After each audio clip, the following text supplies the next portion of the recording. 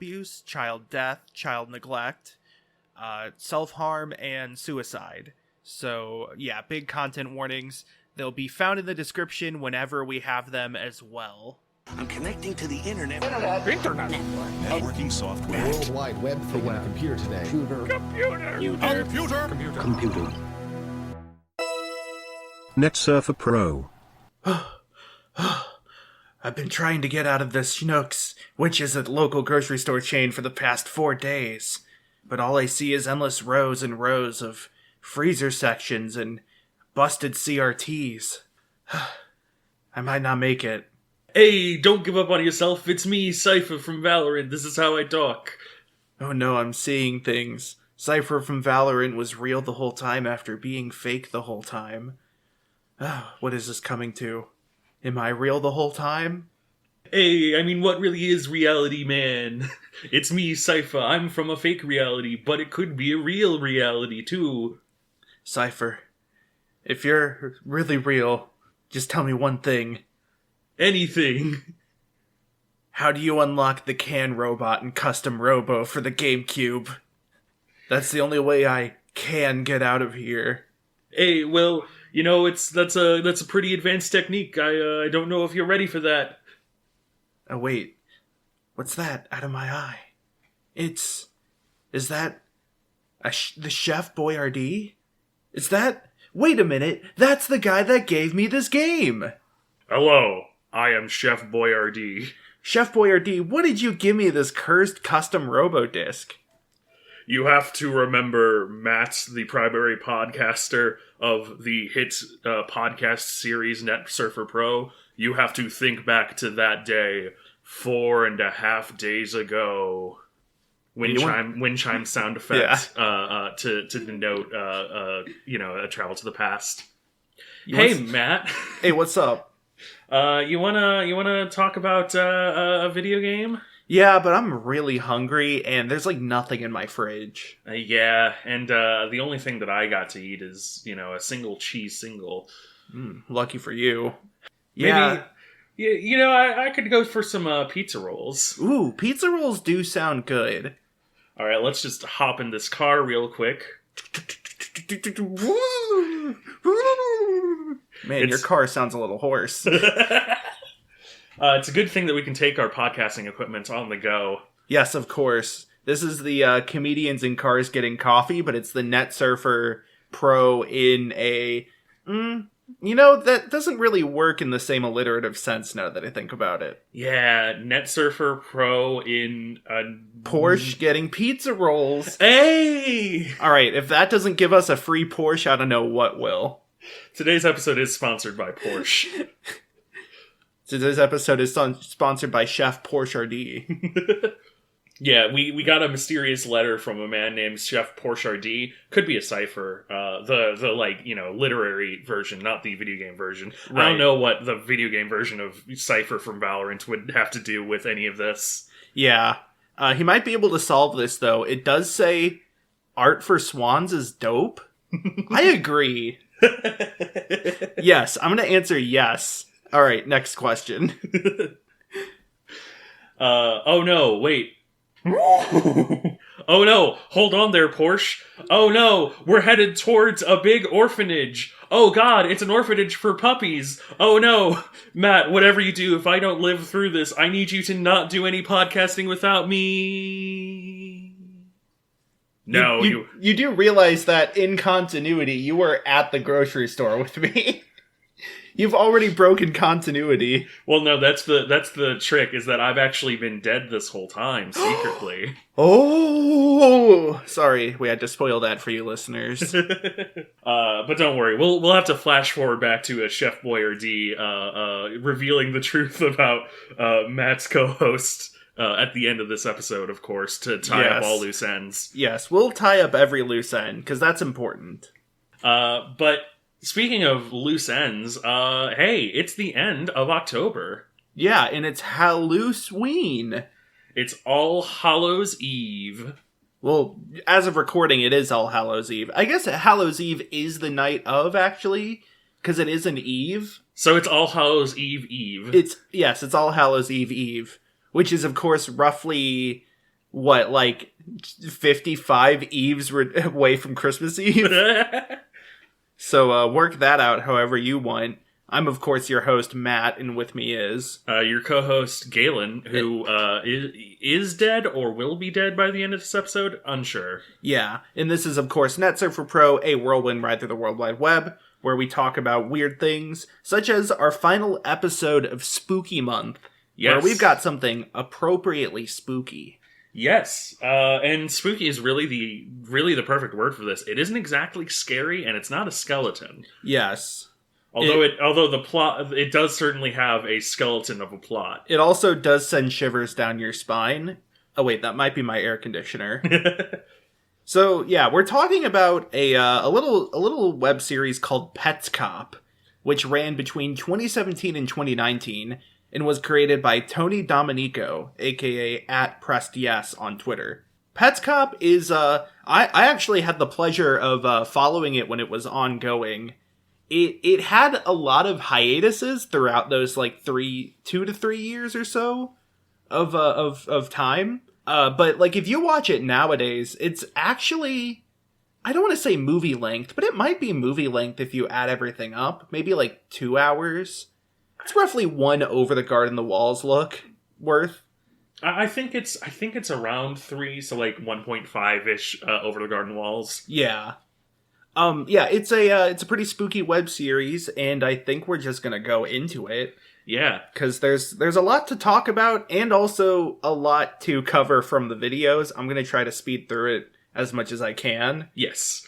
So, it all starts with a character named Paul, who is playing a PlayStation game called Petscop, an unreleased PlayStation game for the original PlayStation, and he's talking about how he found this game in his attic, and he... is making recordings of this game to sort of uncover some of the weird things he's found, and he's excited to show it to somebody who he's been talking to, who is coming home from college. He turns on the game, and controls this weird character, this little green dude with no arms. The fan base affectionately calls it Null, which is short for Newmaker Paul. More on that later. But he goes in and goes through like a little road and finds a sign that mentions how the game's not done yet. There's only a few pets to catch throughout the gift plane. And then he enters the first level, which is called Even Care. Then Even Care is sort of this series of rooms that are pink, blue, and white. He goes through them, finds these like 2D sprite characters that are the namesake pets. And each of them has a sort of puzzle in order to catch them, where you have to walk up to them and touch them, and then they go into, like, your inventory. Sort of a collectible. One of them, Amber, involves opening and closing cages, so that she bounces into a specific cage, and then you can, like, walk into her, or she bounces on top of you. One of them, Pen, is on a piano, and you have to adjust it so that these copies of the player character appear at the 7th key in front of the one you're on. Two of them are Randus and Wavy, a flower and a cloud, and you have to catch the cloud in a bucket when it rains, and then you can pick up the flower afterwards.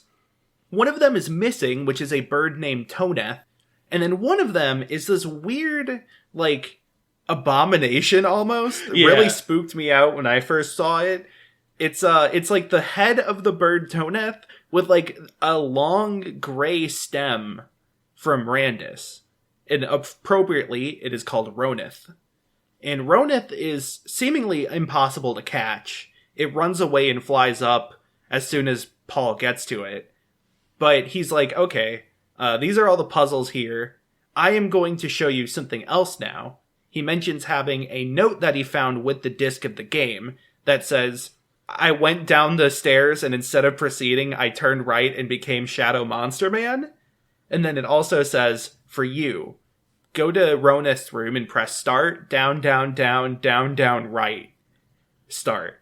He does that, enters that cheat code, and the music stops. I want to also point out that we have a very minor case of lost media, which is to say lost annotation. Yes. Yeah. If I remember correctly, part of the video originally had an annotation. Yeah. For the note. The note itself was like displayed in an annotation. I don't remember if he also reads it out, but like the annotation read the full note at the very least. Yeah. Which, you know, is just, I don't know, you insert a point about like preserving media and stuff like that here. YouTube adding features and then taking them away, even though people use those features in creative means. You know, the same thing happened with the video responses in Ben Drowned. Yeah. That the structure of the series was kind of hard to archive because of that after the fact. So once the music stops, he leaves the even care level, and instead of appearing at the main sort of level select, he appears in this dark area, I guess, with like grass on the ground, a brick building around him, and everything else is completely dark. And this is what is known as the Newmaker plane. He walks around for a while, gets completely lost. He's like, all right, I'm going to cut it here until I find something. And then he finds something, a like cellar door. And he's like, okay, well, this isn't opening, and my character doesn't have arms, so I can't open it. And so I am going to cut the video here. Yeah, it should be noted that earlier there's a closed door in the even care, and when you walk up to it, it says like the door isn't locked. However, because you don't know how to open doors, you still can't open it. Yeah. So he cuts the video. Next video opens with the door itself opening, and he goes down these like cellar stairs to a underground connected series of rooms and tunnels that the fans have dubbed Odd Care as the opposite of Even Care. Inside, it's still very dark, very foggy, hard to see. The first thing he sees is a office room with a phone, and when he interacts with the phone, it says Care has left the room. Care being capitalized and yellow text. He leaves that room, goes down a hallway that has these pictures of different buildings. One of them is a school building, one of them is a house, and one of them is a windmill. He proceeds further and finds a sort of underground road with cars that pass by it, but whenever he stands in front of the cars, they don't seem to pass by at all. Never gets hit by them. He comes to a crossroads, and he goes north, where he finds a gravestone with a face on it. And interacting with it reveals a name and 2 dates for a kid named Mike Hammond. And as Paul lovingly says, that's a dead kid. Yep. We probably should have put this earlier, but content warning, by the way. This series has themes related to child abuse and neglect, and suicide, and self-harm. So, yeah. Yeah. Big content warning. He reads that. He enters a shed and sees sort of a flower with a bunch of petals, and interacting with it plucks the petals from the flower one at a time. And the screen alternates from like black to red to black to red. He stops after a few petals have been plucked, like Peter Piper, and he goes outside the shed, down another cellar door that leads below the shed, and sees a girl who is crying. And so he goes back up, he interacts with the flower a few more times until all the petals have been plucked, then the screen turns completely red, or like with a red tint. Goes back down, the girl's face is all distorted and creepy and gross. I want to specifically point out that I don't know if this is a spoiler warning necessarily. This is like the most directly this is the closest thing, I guess, to a jump scare in this series. Like, this is the distorted girl's face is like the most like overt sort of creepypasta-esque thing as far as like just sort of raw scare factor of what is on screen. Yeah. I will say there are a few other things that were startling to me, at least. Yes. One of which I think is in this episode, but a bit later. So, he leaves the shed, he goes past it through sort of a doorway, and goes to the left where he enters a building that has this like weird animation playing on the front of it. Inside the building, he sees this cello-shaped object, and interacting with it pulls up a, question prompt where he can enter text to ask a question. He asks things like what year is it? Who are you? He soon learns that it is called Tool, and it wants him to watch the windmill. Behind Tool is this screen on the wall that Paul could interact with to watch just the windmill spinning. He interacts with Tool again, and the text box suddenly turns pink, and I don't remember the question he asks it, but it replies turn off PlayStation now. Yeah. Yeah. Yeah, Tool randomly also turns pink as well. Exactly. After this, Tool is pink for a while, asks a few more questions. I think at this point he asks it I don't remember exactly, but so he if I remember correctly, he asks why in regards to turn off PlayStation now, and it says Marvin hurt Tool when PlayStation on? Something like that. Something like that, yeah. He leaves the room and enters another room with these two doors leading into it. And in this room is some furniture and a mirror in the middle. And on the floor it says Quitter's Room. On the other side of the mirror is another player character with a different head. This one's white and has some what looks like hair and eyelashes. Yeah, it's like a crude drawing of presumably a girl's face, because I think it has like you said, eyelashes and the slightly long bob cut. Right. There is one of the things that was startling was a distorted version of this face is one of the loading screens. The game has a few different loading screens, game quote unquote, that it shows during places you would think to see a loading screen. In the one with the distorted version of this character's face only appears once. I don't think I even noticed that. Also, like you said, game quote unquote, we should probably explain very briefly. Right. Petscop is not a real game that exists. Right. Petscop, there is a fan recreation of what we see in the web series, but Petscop, as a literal game, only exists within this series. Right. Petscop, the creator Tony has confirmed that there will never be an official playable Petscop. Yeah. So when we say game, it is all the game within the fiction of Petscop. Yeah. Yeah. Also, I guess I will say this now while you're listening, but there are no extra ARG elements. We'll expand on that further, but I just want to get that out of the way. So in the Quitter's Room, on the back side of the wall, there is a note that reads, "Do you remember being born?" But in reverse. He then walks behind a bookcase in that room, and a weird sound plays, kind of a 3-note melody. And the character on the other side starts moving on their own. And he is really surprised by this. But after a little bit of time has passed, the character kind of recorrects itself, and it's doing the opposite of Paul.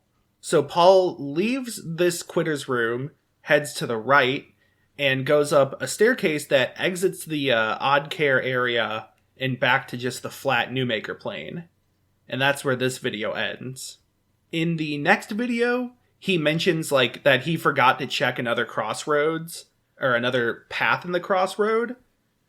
Doing this and following this direction, he passes by some words that say "good grief" and "alas." He finds a building where on the outside it has this deposit slot that rotates, and on the inside it has a canvas, a blank canvas. And interacting with it, he can put in facial details, specifically eyes and nose and eyebrows. And when he does this, it spends some time rumbling the building for a long time, and then he's able to enter a bedroom that seems to be procedurally generated some way. But he realizes that the faces he can enter are the same as the faces he's seen on the gravestone in the buildings. So he tries out a few of them. He tries out the one on Mike's grave. He tries out the one on the building with Care. One of the rooms has this long text that mentions Care not growing eyebrows, and Marvin saying that's a puzzle, and Marvin just being a freak. Yeah. Also something about, like, she'll emerge from the door to my left, she'll emerge limping, and I'll shoot her. Some really weird text. Yeah. The Marvin text, it should also be noted, is green. Yes. One of the interesting things is that a lot of the text is color coded based on like both who is talking and like how someone is like how the game is talking to them sometimes. Yeah. And so like that's one of those details. That's one of those like rewatching it makes you go, "Oh, details." Yeah. So green is pretty much everything related to or said by Marvin, and his name appears in green. So he tries Care's room with Mike's eyebrows, and this leads him to, I believe there's something on the table that has a black box put over it, clearly in post, and at the end of the video, it mentions that there are a few things that have had to been censored out on behest of the family, being vague on who the family is. And that was one of them. The other ones were something emerging from a gift, something drawn on a black wall in a house, and something written on a chalkboard. These are most likely things that are personal to the family in some way. At one point, some like GPS coordinates are also shown, but not shown to the viewers because they were censored out. Yeah. There's a lot of interesting theories about what they would be as the series was progressing, but we'll talk about that later. Just keep that in mind. In a later video, Paul heads outside the odd care into the Newmaker plane. He finds where the windmill was supposed to be and sees that there's like a camera, like a periscope pointing to it. But the windmill's not there. It's just this like hexagon on the ground. He goes back to Tool and he starts talking to it. I think he asked, "Do you remember being born?" He also asks, "Who is Tiara?" Because that's a name that came up. Tiara is always printed in pink. I think he just kind of leaves Tool alone for after that. I think Tiara is purple generally. One or the other. Yeah, it's a pink or a purple. There isn't like a separate pink character, so there is. Oh, there is? Tiara's pink. There's another character that's purple. Oh. We'll get to them later, though. I thought So they were like blue. Anyway. It might be. So during this time, I don't remember the exact order of the videos for the early ones, but there is a point where the windmill, it's like a video that opens with just the windmill rotating, and then a shadowy character appears from behind the windmill, runs up to the camera, and kind of turns the camera around, and then they start like loading in textures almost at will. They load in these like toy block textures that spell out "Where is my house?" and "Where is the school?" and "I will follow." And he also loads textures from the house and the building for the school. He also summons Toneth, the bird. So after this happens, there's also this like weird pink splash screen with this black circle on it. That was one that freaked me out a lot. Yeah. After this happens, Paul, I think, asks those questions to Tool. And he also asks, "Where is the windmill?" And it says, like, "You can't turn back time." And then he asks, "Where was the windmill?" And some coordinates appear, and those get censored. But he goes back up to the Newmaker plane, and the windmill's still gone, even though he could see it before. And the camera is turned around, and it's colored red. But he is able to catch Toneth, the previously unobtainable character, the pet. Unobtainable pet. So, during this point, or around this point, another character appears and, like, starts to walk in circles around Paul. This character has this green sort of emerald-like head, and I don't think it's too much of a spoiler to say who they are. Yeah, it's I don't know if it's obvious at first, but this character is Marvin. Yes. I mean, this entire sort of explanation is a spoiler, to be fair. Yeah. So Marvin starts walking in circles and starts running back towards Oddcare. Paul follows, goes underground, and follows Marvin all the way to the pictures of the buildings. And, Marvin, walks in a circle around one of them, then moves on, walks in a circle around another. Mainly the school and the house. And then as Marvin is trying to leave, he hugs the left wall as if he was trying to pass through a doorway or something, and then disappears. And Paul is like, oh, that was weird. But after this, Paul learns a trick, which is that in the stairs that lead to Care's shed, the shed she was in, instead of going into the room, there's enough space where you could walk to the right and walk outside of the shed, but with a completely black character sprite. And walking downward seemed to get rid of this effect, but he was able to walk forwards and through the next loading zone. And again, he could walk through another loading zone, and he was able to exit Oddcare as the shadowy figure. Eagle-eared viewers will note that this is, directly harkening back to the notes at the Yes. at the first episode. He instead of proceeding, he turned to the right and became Shadow Monster Man. Yeah. He goes to the windmill, and the windmill is there this time. Not only that, he enters it, and there is some weird stuff going on. There is a white tool. There is a face on a canvas. And then there is this girl image? Yeah. A 3D model of a character or a figure. Kind of makes me think of a figure pose mannequin. Yeah. An artist mannequin.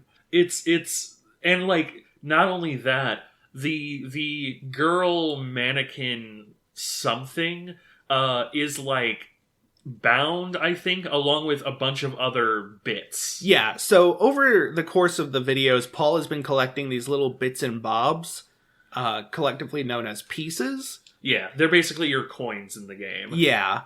And yeah, the girl is lodged between these gears in the windmill alongside the pieces.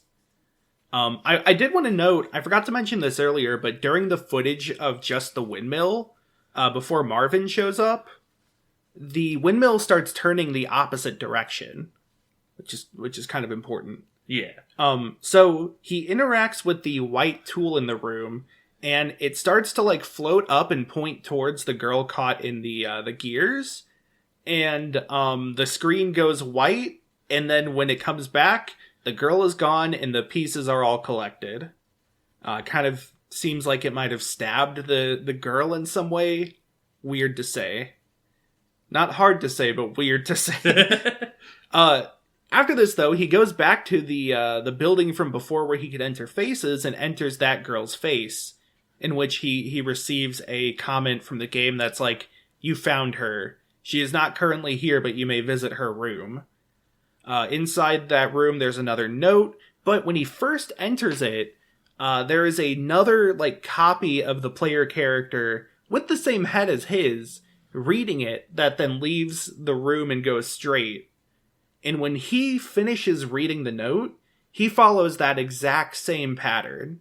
With down to a T. If you were to play both parts of the video at the same time, it would be identical. Yeah. There's a lot of these synchronicities like that. When he's done, he leaves through that open doorway, and he finds a birthday party scene in this gray landscape. As if it's even more gray and dark than the rest of the Newmaker plane. He opens a present and some giant spinning pyramid comes out, which most of it is censored. You can barely make out that it's a pyramid before it gets censored, though. Yeah. There's a picture of some windmills or some pinwheels, and he collects a bunch of bits. And then he goes into a sort of room off to the side, a little building. And inside that is a present. And he opens the present, and the game resets. It transports him back to the Newmaker...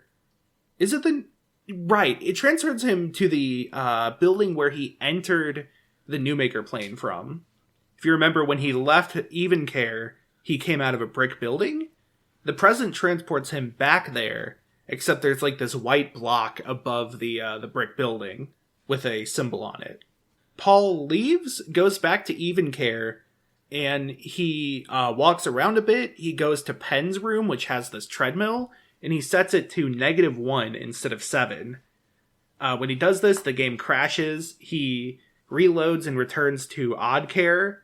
He enters the shed where Care was, the girl, and she is crying, but she is no longer distorted and messed up. Yeah, she's not like the glitched Care. Yeah, he catches her, really, sus wording now. Yeah, now that we're talking directly about A human child. Yeah, it pops up caught, and it's like, Yeah, it should be noted that the caught is a reference to the video game Moon, a remix RPG.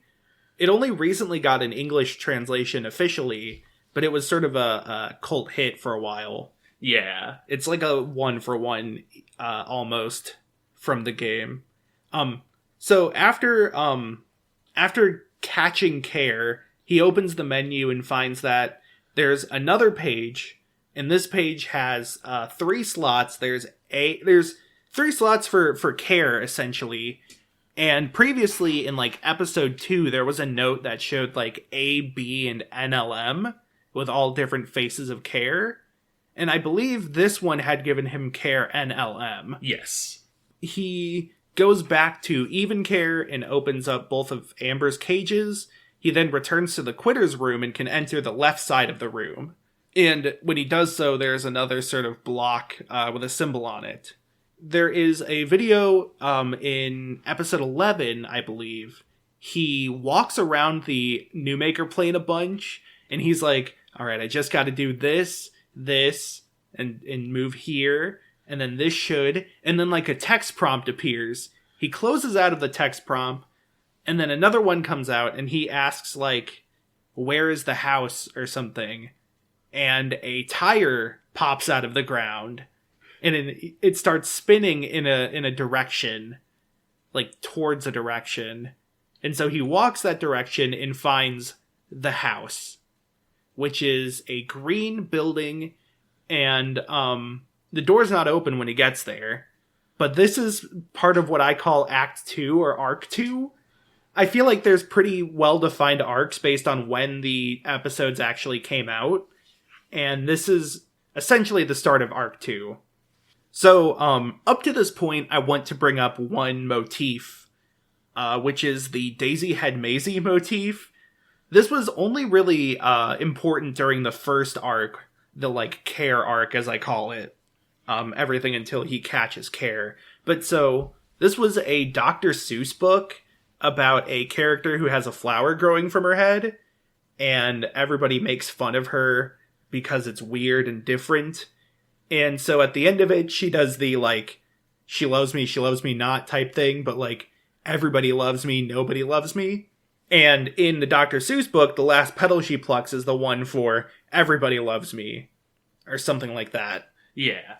But in Petscop, if you were to follow that with Care, so Care NLM, nobody loves me, the good grief in a last text was also a saying that the character in Daisy Head Maisie says, the eponymous Maisie, new rap name. But, and then, so when Paul plucks every other petal, the screen flashes red. And so it's sort of implied that that is Care's personal, like, version of that. The loves me not, but the red is the nobody loves me.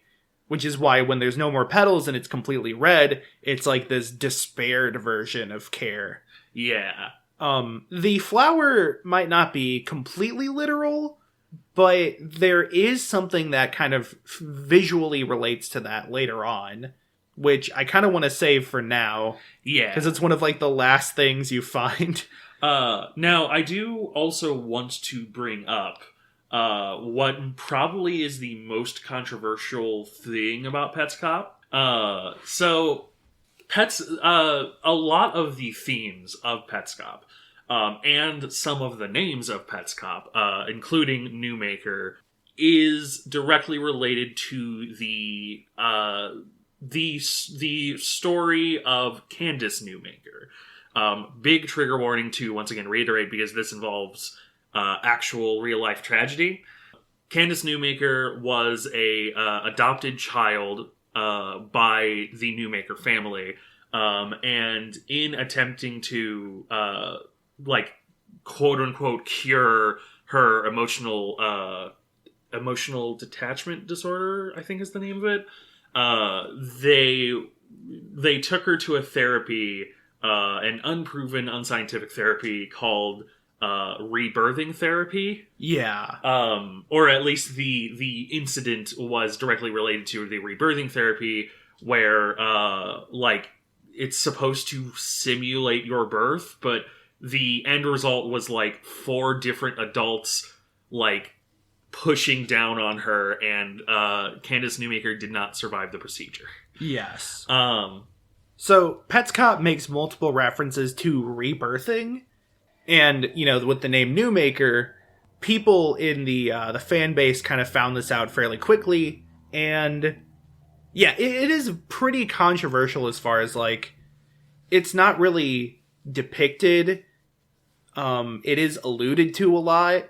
I think so. Some people thought that it was solely about this, but also some people thought it was a story from somebody who knew Candace Newmaker, or yeah, basically people had a lot of theories about a real life tragic event, which is not the best way to go for a web series like this. Yeah. So I guess I don't have a hot take on this, but I do sort of it is something I think about in terms of the creator has confirmed that that was inspiration, and he regrets sort of using what he did from the tragedy. But I also don't know, okay, so to put a parallel to this, let's talk very briefly about Y2K. Mm-hmm. The game or the event? Well, both are equally tragic. So Yick. So Yick, is directly influenced by the creator has said that an influence of it was the sort of internet zeitgeist around a woman's disappearance and eventual death, and it drew directly on those experiences. And that's not. I think that my general take is being influenced by and even alluding to tragedies is not terrible inherently, but I think that there's a big difference between Yick and Petscop, in that Petscop is influenced by and makes allusions to, but is not about the tragedy, whereas Yick, if I remember correctly, literally has that character. Well, Yick also has this savior complex of I wish I could have done something to stop her, to save her. Whereas Petscop is more about highlighting it as a more of an awareness sort of deal. Yeah. Petscop is definitely something that wants to make you aware of the faults in the current systems related to childcare. And so I understand it being an illusion because of that. Certainly, I think tons of people who wouldn't have otherwise known about it know about it now. I do think, though, it would have helped either to, I think, have a better release schedule to make it clear that it was not solely about this case, and that that case was part of a greater whole in terms of inspirations and themes. Because for kind of a long time before 11, where the house shows up, there was a break between those videos. Pretty much everything, after he catches care. And it really gave the community time to kind of fester on what videos already existed. And it didn't help that most of the game theory video, as in game theory, for the first one was about that connection. Yeah. That it kind of gave people this feeling of we already solved Petscop, it's about this. But also some people thought that because Petscop is about this, there must be some other mystery we have to uncover. Yeah, it was kind of a mess. Yeah. It Web series fan bases are prone to what I call Reddit moments, which are when they try to detectivize things they don't really are able to or understand. Yeah. I do also want to draw a parallel between this and Ben Drowned, the third arc, the Awakening arc, whereby parts of it literally had to be delayed because like they were hitting too close to home in terms of like, you know, actual riots of injustice. I feel like this is also a different scenario between that, in that like there is a difference between like alluding to a great national tragedy of the past and a great national tragedy of the current. Right. You know, I feel like alluding to the Chicago riots, for example, would be much more different than alluding to like current riots over like, you know, and a current shooting. Yeah. But you know, basically, if you're out there and you're thinking of starting your own web series type thing, just keep that in mind.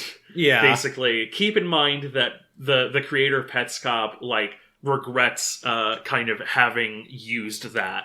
But I also do think I think it is a good point of criticism. I do not think it is like we're not canceling at Pressed Yes on Twitter. Sure, yes. So back to plot, though. So, house. Paul walks around the house. I forgot to mention that during the birthday party scene, he got a green key that hovered over his head. The green key opened the house. Inside, there was a bunch of different scenes of like different characters appearing and disappearing. A sign outside mentions that the house was frozen and captured 3 different times. So these are those 3 different times. There's like a Christmas tree. There's a TV. He walks around the house a bit, checks out a calendar where some of the dates on it are green. It starts out kind of checkerboarded and then a huge patch of green and then like green only on the weekends and then no green. He also mentions at this point that he was talking to or is talking to the friend he was talking to or about in the first few episodes. And he's saying that, like, he's talking about a girl that he knows should exist, but he's never seen, has never interacted with, doesn't remember her being there. Probably talking about Care. Paul walks into the bathroom, and there's this weird bit where it zooms in on the TV, and he says that was an experience. Yeah. It's very PS1. Yeah. Like, it literally looks like a pre-rendered cutscene. The production is extremely good of Petscop, by the way. It's very accurate. You could tell a lot of work was put into replicating visual bugs and glitches. People thought he actually used a demo, like a dev cart for PS1 or a dev console. Yeah. But he didn't. It was made in like Unity. So he enters the bathroom, does that thing. There's another white block on the bathtub. And when he tries to enter the bathtub using a little ramp, the game resets. The next video there is a demo of a car driving. This might be the first example of a demo where the word demo flashes above the screen in sort of purplish text. This appears a lot in the future. While the car is driving during this demo, there's a clock that rotates. The first, the hands move, but then when it's about to reach the 12 mark, the clock rotates backwards, like the face of it, while the hands stay in place. Another demo sees Marvin, who appears and starts talking using a sort of input to alphabet system. It's not exactly one-for-one inputs to alphabet. It's like phonetic sounds or something. Fans have actually been able to decode it for the most part, which is interesting, but I do not remember the exact specifics. So Paul tries to type the phrase Marvin, but the game doesn't let him. It says not in table, just didn't code in the name Marvin.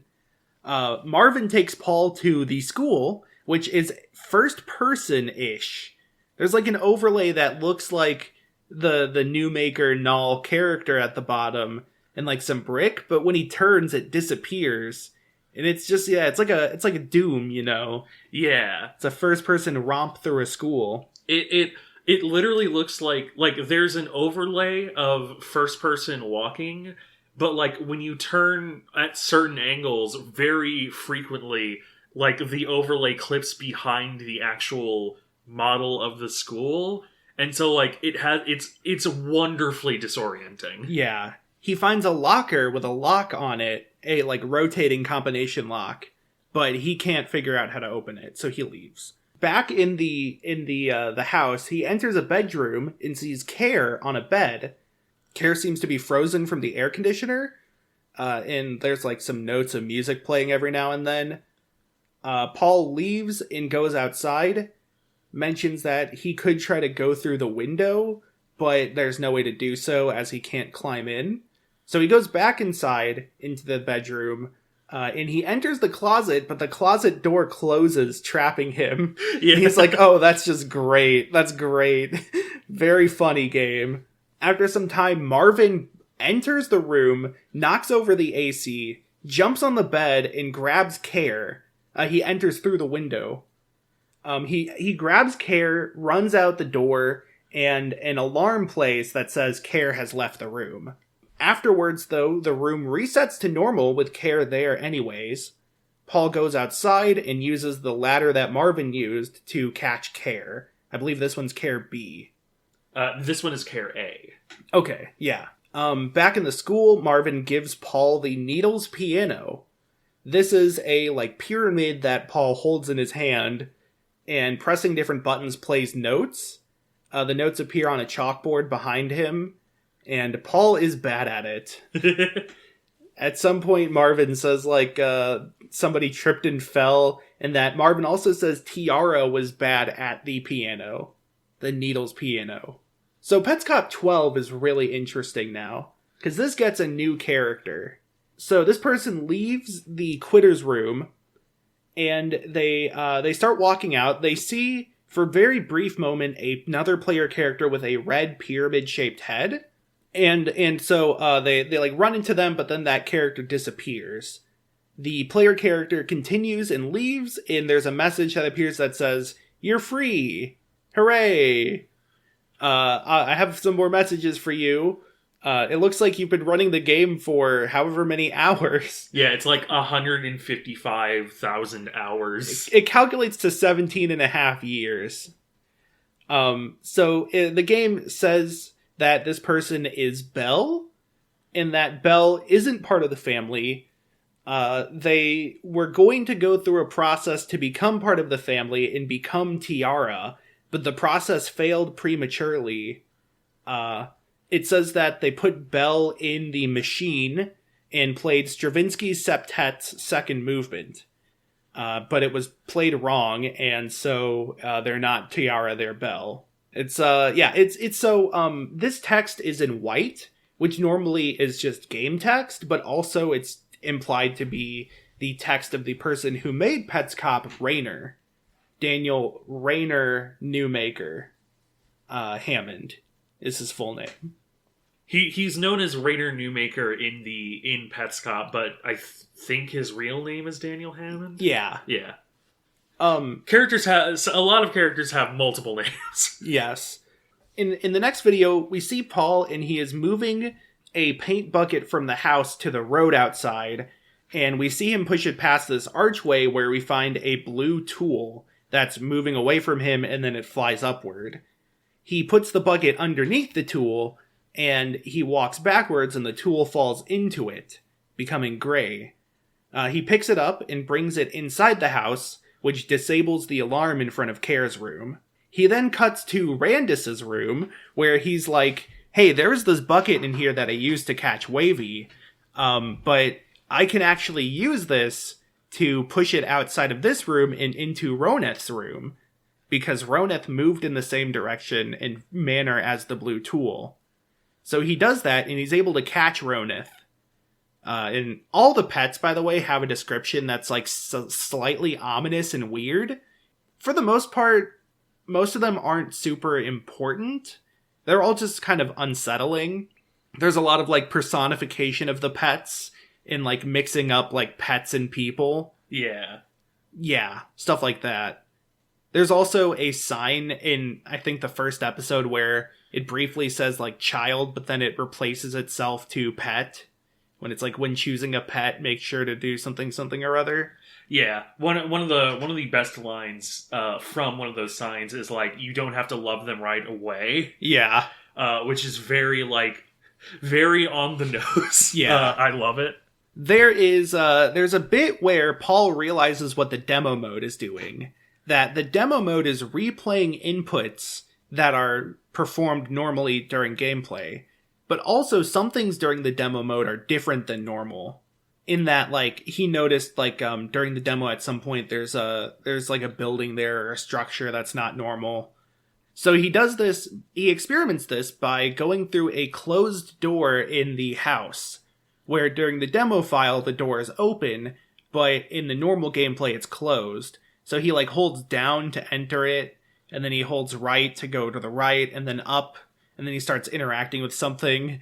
There's a great bit where he's like, I bet I'm being real productive now. I bet there's some real cryptic text showing up that I'm just gonna skip through because nobody cares about that. Yeah. And like, you can see overlaid what he's actually doing, and he's like opening and closing a picture of a CD case. Yeah. Paul is really funny. Yeah, Paul... It has to be commended that, like, Paul is a really good character, a really good vehicle for this series. He's pretty good at puzzle solving. In fact, I would say one of the smartest web series protagonists. Yeah, shout-outs to my homie, Matt, for having, like, one of the, I think, the highest rated comment on one of the Petscops.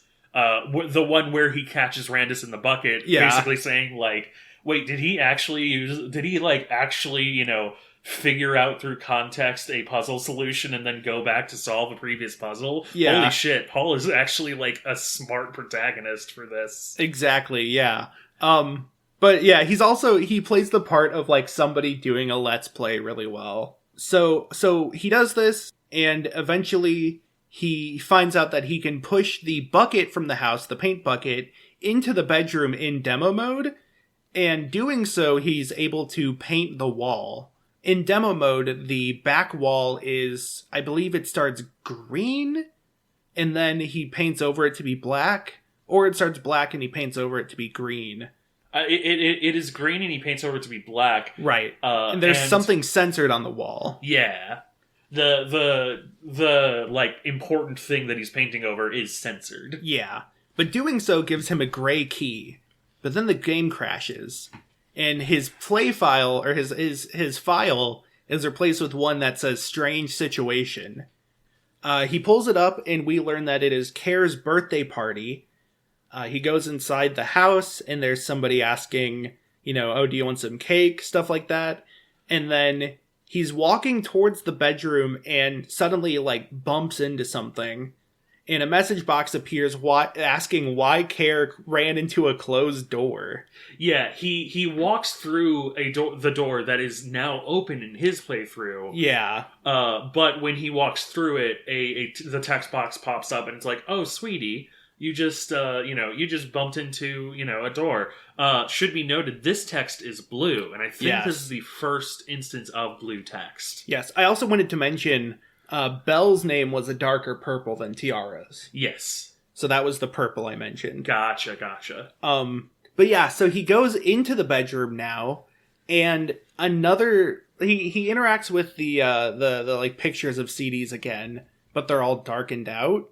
But then he closes it, and another text box appears where the blue text is normal, but the yellow text is saying things like, where are the discovery pages? Where's the disc? And Jill, stop fucking ignoring me. Yeah. And this is weird because it is a message that happened in 2017 that Paul said to a relative of his. And the game having been made in like 1999 should not have that message. Yeah. And it's in yellow text, so it's implied that Care said that. This is like a kind of super linchpin moment that I think we might have to go into a bit more later. Yeah, this is an unpack moment. Yeah. In 14, he reads a windmill that's in the bedroom where that censored thing was. This introduces the door riddle. 2 pictures of a door. In one of them, the door's open. In another one, the door's closed. Or no, it's in the first one, the door's closed. In the second one, the door's open. The door was never opened. It was never touched by anybody. And it is the exact same door. How did this happen? There's some answers to that work, but keep in mind that this is sort of a theme that will start to appear even more and more, but it already has. You could probably think of how that's connected to what's happened. Hey, this is post-production Matt with a bit of an ending here. Sorry for the abrupt ending in that conversation, but we had to split this into 2 parts because it was very long. We get a lot more into the themes in the next one, so don't worry about that. But for now, thank you for listening. You can follow us on Twitter at NetSurferPro, where we tweet out teasers onto our upcoming episodes. Fun little emoji puzzles to figure out. Kind of a little newspaper puzzle type deal. Except I feel like that kind of sounds boring now that I say it. You can also follow us and comment and rate us on any podcasting platform you like. Give us a rating, give us a review, let us know how we're doing. Let us know what topics you'd like to see next. Always interested to hear back from listeners. You can follow me on Twitter at MattCraigGaming, where I talk about my hot takes, my tepid takes, my I tweet about new projects I'm working on. I've got some new mashups coming soon, probably in the works. They're in the works. Yeah, they're in the works. And then you can also check out when I go live on twitch.tv/twack, twitch.tv/twak, where I stream on Tuesday, Wednesday, and Friday Central Time, about 1 p.m. to 3 or 4 p.m. Central Time. I stream stealth games, single-player games, competitive games, fighting games. Whenever Rivals of Aether gets a stable rollback build, I'll play that, but there's been some visual bugs with it that make it unlikely to be streamed anytime soon. But if that sounds interesting, check that out. It's always a great time. You can also, since Galen's not here, you can also follow him at Galen Wilson on Twitter and TikTok. That's GalenWils0N. And you can follow him at The Only Galen on YouTube. He may or may not do something in the future. And you can follow him at Machine Gun Vampire on Twitch. So with that being said, thanks for listening, and we'll see you next episode for the conclusion of the Petscop episode. Yay.